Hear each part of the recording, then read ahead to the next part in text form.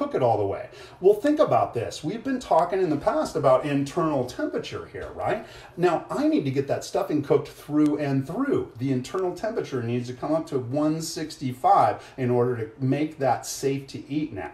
So that's all well and good. I can cook that and make that stuffing perfectly safe to eat, but what do you think the turkey breast is going to be like on the outside of that bird by the time the inside gets to 165? I think we all know the answer. It's going to be just like, you know, dry as a bone. It's going to be like eating mouthfuls of sand, okay? And so we never stuff birds out there. We never recommend doing that. If you guys want to do stuffing, I always recommend doing it off on the side and then cooking your bird separately so you can get that perfect technique into your bird and just have this superior finished product at the end, okay?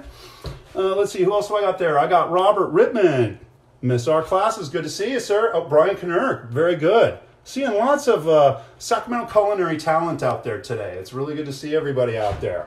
Very awesome, okay? Now, let's see, the next thing we're talking about is slow roasting. We're talking about variations on roasting, right? And so we've been talking about standard roasting technique all this time.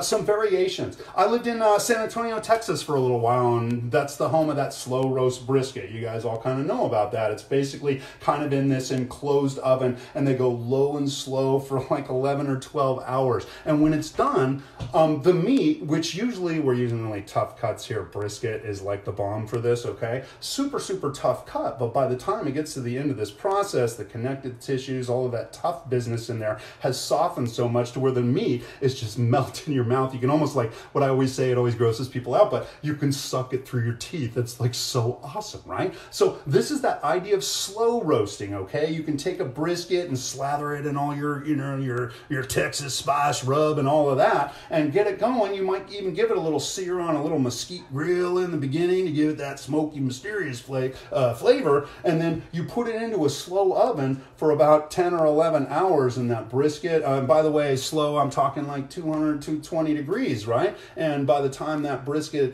reaches the end of the process, like I said, it's like you can just suck it through your teeth. It's like so good, right? And that's kind of what that slow roasting is all about, okay? Let's see, other variation is the reverse sear, pan roasting and things like that. This is when we have those smaller roasts, like I was talking about our artificial pork tenderloin of about this size, right? Or those tomahawk chops that you see all the time, right? A big old giant steak like that. Hey, that's a little mini roast is what you're looking at there, right? And what a lot of people will do is, a lot of the celebrities, the Hollywood celebrities, they're all talking about that reverse sear these days, right? That reverse sear where you're taking that low and slow process, you're going about 200, 225 or whatever, and you're gonna get the inside of that tomahawk chop to about 130, 135, that perfect medium rare. And when we're doing it, we're taking our time. Doing this, it's going to cook that medium, it's going to cook that temperature really evenly, and it's not hot enough to where it's just going to dry out or anything like that, right? And so we get it to that internal of 135, and then here's the reverse sear part. We take it, we talked about searing earlier, right? High heat, small amount of fat. I'm looking for golden brown delicious on the outside, a sear, right? And so I take this reverse seared steak, it's at a perfect 135 through and through, and I throw it down in a pan, and I get that sear on the outside, and now it's all GBD on the outside. And when you cut into this steak, it's that perfect sear on the outside, and the inside is perfect 135 medium rare through and through from coast to coast, right? You don't have that like half cooked, you know, half well done on the edge down to medium well, down to medium into the medium rare, right? It's one color, medium rare all the way through, and that's what reverse sear is all about. And that's why all those Hollywood celebrities are talking about it so much, right? So those are some variations on roasting, okay? I'll pull out my bird here a little bit. I'm sure it's got hours and hours to go, but I wanted to kind of just talk about that roasting technique and a couple other little techniques along the way, and really just, you know, kind of expose you guys to what what a culinary class looks like. It ain't about just cooking through a recipe. It's not, well, put in a quarter teaspoon of this and then, you know, put exactly 4 ounces of lavender in there, all that little foofy stuff, right? Did you guys see me measure anything in here? I rarely measure unless I'm baking or something like that, right? It's all about getting in that kitchen, knowing a little bit about cooking technique, and letting it flow. It's a freestyle jazz session, right? That's what it's all about. Let's take a look at this bird. I turned up my heat. I think I'm seeing some progress now. That first little session in there, it wasn't doing much. Let me get a little more of my tasty fat. Again, we are never basting with liquid, always with fat.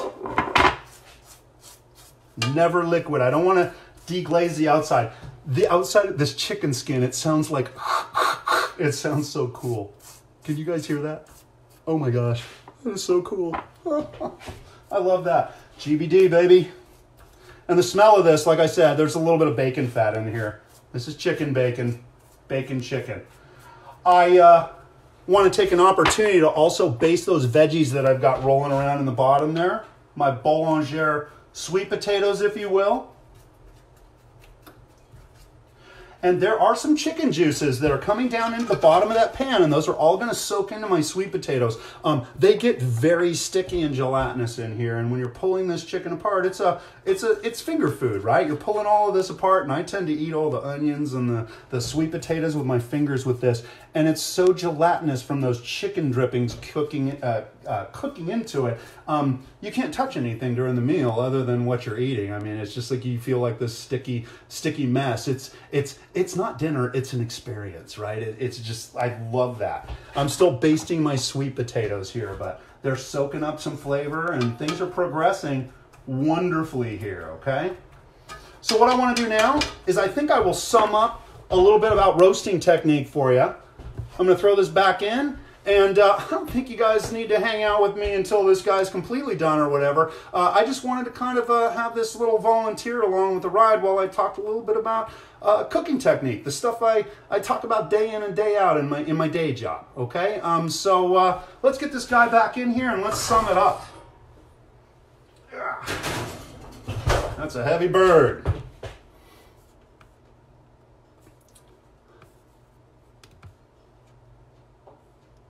So we covered basically what roasting is, okay? Roasting, the definition of roasting. I'm looking for a crusty exterior, a nice juicy interior that's cooked to the temperature that I'm looking for, right? It just makes sense, right?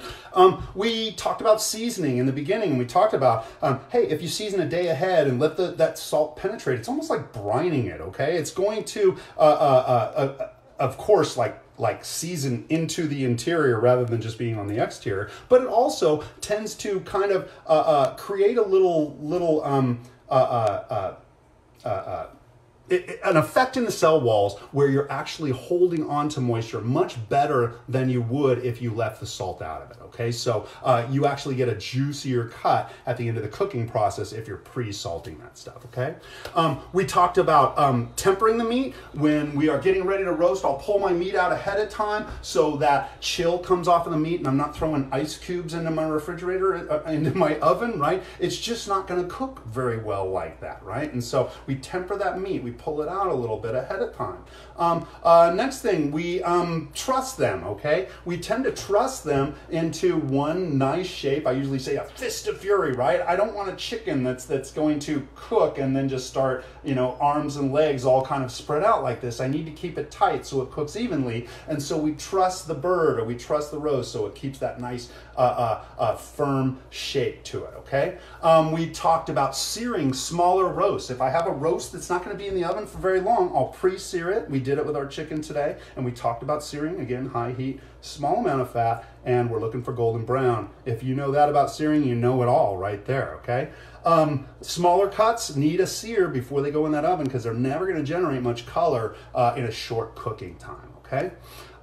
We talked about using a rack, propping your meat up on a rack or mirepoix veggies, you know, or root vegetables, things like that, or bones even, right? All of those things can contribute to a gravy later on down the road, and it also keeps your chicken propped up and up in the hot air surrounding it in that oven, okay? So prop your bird up on something.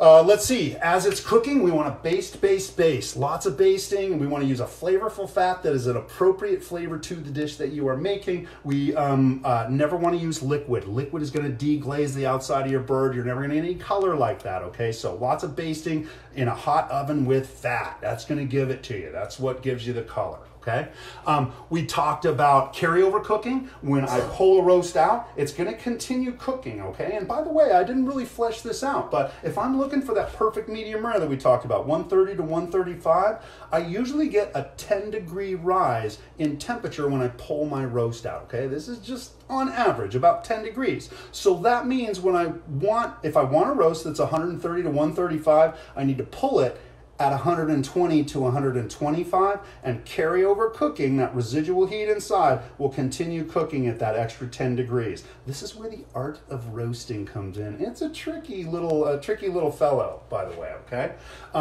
Along with that carryover cooking, we talked about that resting, where the juices need to settle back into the roast. When the juices kind of settle in, if I cut into a roast before the juices kind of settle into it or rest, the juices will just flow right out. They're under pressure in a hot roast, so we allow that to rest for about 10-15 minutes. Then when I cut into that roast, my juices stay put, and it's a beautiful thing, right? It's not a dry piece of meat that we are eating here, okay? So that resting is crucial. The resting gives us an opportunity to make a gravy if we're interested in that too. I think that's why God invented the whole resting thing, so cooks can make gravies. It gives them something to do, okay? We talked about the temps. Again, in a nutshell, medium rare, I'm looking for 130 to 135. I want to pull it at 120 to 125 to get that medium rare temperature, okay? 130 to 135 is medium rare. If I'm looking for medium, 135 to 145, a 10-point spread. And then medium well, if you're into that kind of thing, I certainly am not, that'd be about 145 to 155. And anything above 155, all the way to 10 million degrees Kelvin, surface of the sun, all of that is well done, okay? Let's see, we finally, I think that was kind of it with our roasting technique. That kind of covered it. I think I'm going to call it a night. I think I've talked a little bit about this, and I hope you guys picked up a little something, right? Some of my students from back in the day were out there, and I certainly hope this stuff sounded familiar to you guys, right? I'm hoping that you still hear it in your dreams. In your nightmares, I hope you hear my voice talking about this roasting technique, because I truly do believe that cooking skills are what's going to save us, okay? People need to be able to feed themselves. That's why I do this at my day job, and my hobby is going out at night and doing the same thing. I would love to see America cook again, okay? So I think I'm going to call it a day. If you guys have any comments, please leave them. And if you have any complaints, well, you're not getting your money back, okay? Last thing, don't forget, even during these perilous times we live in, guys, the party is always, always in the kitchen. Take care. Love you guys.